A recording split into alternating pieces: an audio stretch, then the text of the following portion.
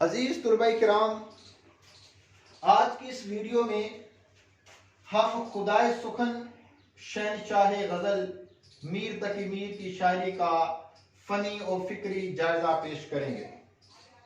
सबसे पहले इनका मुख्तसर सा तारुफ।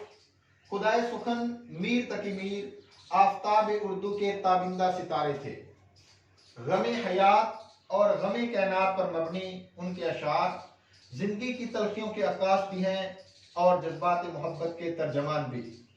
बकौल मजनू मीर अगर गम के शायर न होते तो वो अपने अहद के साथ दगा करते। अजीज तुलबा किराम, ये सवाल बहुत इंपॉर्टेंट है।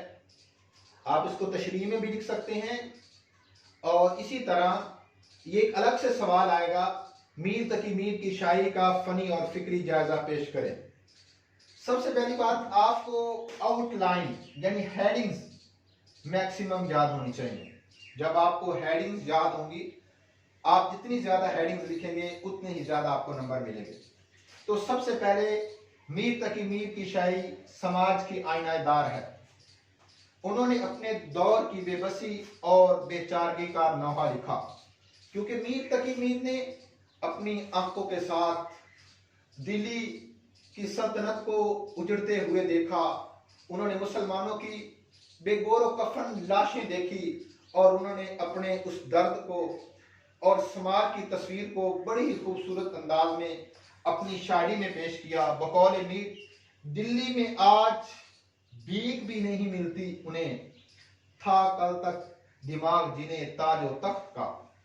यानी एक वक्त ऐसा था कि जिनका उरूज था, फिर एक वक्त ऐसा आया कि जो पहले बादशाह थे फिर वो मस्जिदों के सामने भीख मांग रहे थे, कोई उनको भीख देने के लिए भी तैयार नहीं था। उसके बाद मीर तकी मीर की शायरी में सादगी और खुलूस पाया जाता है। मीर तकी मीर की शायरी बिलाशुबा कल्बी वारदात की सच्ची तर्जमानी और जिंदगी के हकायक की सही तस्वीर पेश करती है। मीर तकी मीर की शायरी में हमें तकल्लुफ और तसन्नो नहीं मिलेगा, क्योंकि दिल से जो बात निकलती है असर रखती है। तो मीर तकी मीर ने अपने जज्बात की सही तर्जमानी की है, अपने जज्बात और एहसासात को अल्फाज की माला में परोया है। जब एक कारी मीर तकी मीर की शायरी को पढ़ता है तो बिला इख्तियार क्या उठता है, मैंने जाना कि गोया ये भी मेरे दिल में है। हर कारी यह समझता है कि मीर तकी मीर मेरे दिल की बात कर रहे हैं, इसलिए उनकी शायरी में सादगी और खुलूस पाया जाता है। उसके बाद है सोज़ो गुदास। मीर तकी मीर की शायरी में सोज़ो गुदास भरपूर पाया जाता है। कुदरती तौर पर उनके यहाँ दर्दमंदी की ऐसी गहरी कैफियत पैदा हो गई है कि सोज़ो गुदास और कैफियत के एतबार से कोई शायर उनका मुकाबला नहीं कर सकता, क्योंकि मीर तकी मीर ने जिंदगी के अंदर गम ही देखे, दुख ही देखे और मायूसी ही देखी, लेकिन उसके बावजूद वो मायूसी के शायर नहीं थे और उन्होंने अपने उस दर्द को अल्फाज की माला में परोकर सामीन के सामने पेश किया। मीर क्या कहते हैं कि आलम आलमे इश्को जनू है, दुनिया दुनिया ये वहशत है, दरिया दरिया रोता हूं मैं, सहरा सहरा वहशत है। और उसके बाद मीर तकी मीर की शायरी में खिताबिया और इस्तफामिया अंदाज पाया जाता है। इस्तफामिया सवाल करना, खिताबिया किसी को मुखातब करना।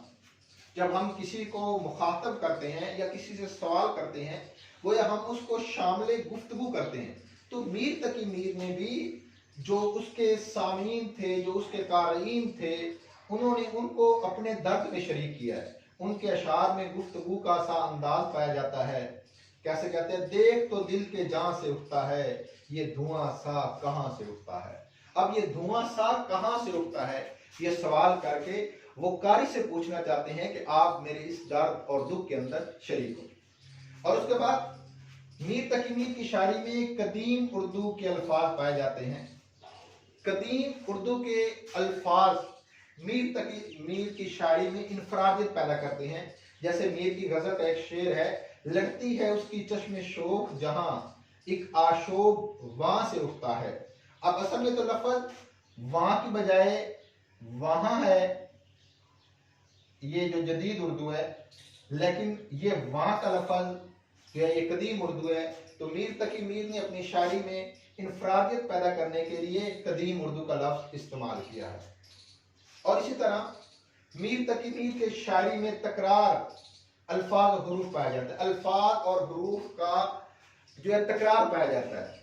अल्फाज और हरूफ के तकरार में अल्फाज में अशार में भी हुस्न पैदा होते हैं और इसी तरह जो शेर के मानी हैं उनमें भी वसअत पैदा होती है। जिस तरह मीर तकी मीर कहते हैं पत्ता पत्ता बूटा बूटा हाल हमारा जाने हैं। अब यहाँ पर पत्ता पत्ता और बूटा बूटा ये अल्फाज के तकरार से मीर तकी मीर ने मानी के अंदर वसअत पैदा कर दी है। और उसके बाद मीर तकी मीर की शायरी में तशबीहात और इस्तिआरात पाए जाते हैं। जो तशबीहात और इस्तिआरात होती हैं ये कलाम में हुस्न पैदा करते हैं, इल्म बयान की अक़साम है। जैसा कि मीर तकी मीर का मशहूर शेर है, नाज की उसके लब की क्या कहिए, पंखड़ी एक गुलाब की सी है। यहाँ पर की सी का लफ्ज़ आया है।